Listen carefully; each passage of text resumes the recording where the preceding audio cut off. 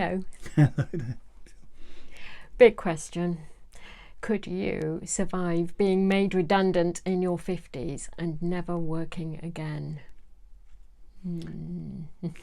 This could happen to at least 250,000 over 50s. Apparently 1 in 4 have been furloughed. That's 2.5 million people over 50, thanks to coronavirus. And the Office of Budget Responsibility estimates that 15% of those furloughed will eventually be made redundant. And we already know that typically 2/3 of people over 50 never work again after being made redundant. So, what do you do if you face premature retirement? Right, the first thing to do is make sure you're online for the full state pension. You require 35 years of national insurance contributions to get there, and typically if you're made redundant in your 50s, you might be close but you won't quite be there. And the other thing that counts against over 50s is the eligibility for universal credit. If you're younger, you're more likely to be able to be eligible to receive it, but a lot of over 50s fall down because between them, if it's a couple, they can only have savings of £16,000, and typically if you're in your 50s you're more likely to have savings of that level, so you're not eligible for universal credit. And that means that people often don't register with the job centre to get national insurance credits. So if you're not working and you're seeking work, you are eligible for national insurance credits even if you're not eligible for universal credit. And that's an important distinction because it can mean you're building up eligibility for the state pension even whilst you're not working or making national insurance contributions. But you do have to be proactive about that. But the incentive is pretty huge to actually get the full eligibility for the state pension, because at the moment the state pension is £175.20 a week or £9,110 a year, but crucially it's index linked as well. And if there are two of you, a married couple or just friends living together or partners, in fact you don't have to be married for this, you would be looking at an income even in today's money of about £18,200 a year, index linked. And if you've got no other form of taxable income, all of that will be tax-free because it will be covered by your income tax allowances. Now, if you were to try and replicate that sort of benefit by buying an annuity, that will probably cost you about £600,000 at least to get an index-linked income of £18,000 a year. So it's absolutely the biggest bang for your buck in terms of retirement planning and savings. Don't miss out on that. No, exactly. So how do you make your retirement savings last the 30 or 35 years they might have to?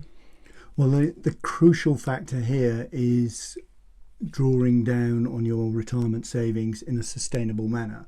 And a lot of people think about that in terms of taking a steady rate and say drawing down 5% a year or 4% a year. But you can actually be a bit clever about this if you can build a little bit of flexibility into it. So Vanguard, the US fund manager, did some work on this quite recently, which was quite interesting. Basically, they tried to take out all the current noise, the coronavirus and the financial crisis 10 years ago and what have you, and they tried to focus on all of the recessions in the 20th century. And they assumed, it's an American firm, so they used US equities and US bonds, but they've had an even mix between bonds and equities, 50-50. And what they modelled was a situation where you took a straight 5% income. And in that scenario, had you retired in 1973, you would have run out of money in 23 years, which is not ideal given that retirement could be 30, 35 or even more years if you retire in your 50s. So what they were suggesting was a more dynamic approach to drawdown, and this refers to sort of things like pound cost ravaging we've referred to in earlier videos. Basically, if you're taking a steady level of income but the market drops sharply, as it happened in March, you're withdrawing proportionately more from your pension pot when the markets are weak. You're having to sell more units, more shares to produce the same income than if the markets are strong. So what they're saying is that if the markets are strong, you increase your drawdown from your pension by about 5% per year, or up to the amount of that your pot has gained by. And when markets are weak, you reduce your drawdown by up to 2%.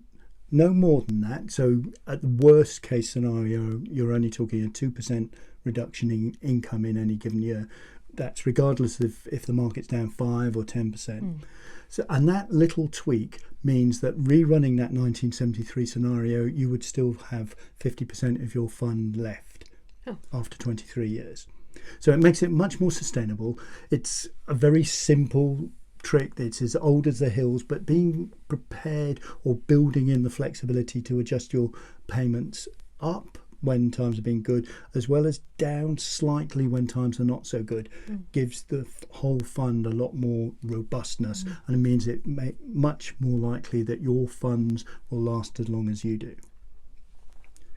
So 2 things to stress here. The first is to make sure you get your full entitlement to national insurance credits. So even if you're not entitled to or eligible for universal credit, you can still claim the national insurance credit to make sure you get the full state pension.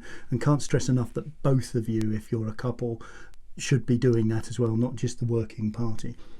The other one is to manage the drawdown of your retirement savings in a sustainable manner, which means trying to take some of the pressure off in years where the market has perhaps been softer than previously. And putting those 2 strategies together give you the best chance of recovering a situation where you've been forced into a premature retirement. So we hope you found this video useful. If you have, please tell your friends, please like, comment and subscribe, but most of all, please take care out there.